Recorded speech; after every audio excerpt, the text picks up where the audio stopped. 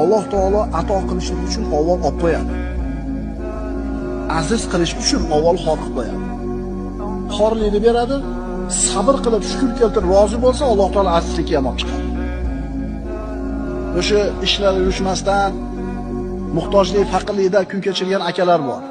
5 yil, 10 yil sabr qildi, keyin ishlar yaxshi bo'lib ketdi. Ato qildimi? Ato qildi. Nimaga olib qo'ydi ekan? Nimaga bermay qo'ydi ekan? Sinash uchun. Keyin berdim. Shuning uchun kim hozir minusda bo'lsa, sabr qilib turinglar. Minus tugasa nima keladi? Domaja cho'zilib ketdi-da minuschi. Cho'zilib ketdi. U seni nazaringda cho'zilib ketdi. Alloh uchun hech narsa emas bu vaqt. Sening ishing shukr keltirish, rozi bo'lish, duo qilish.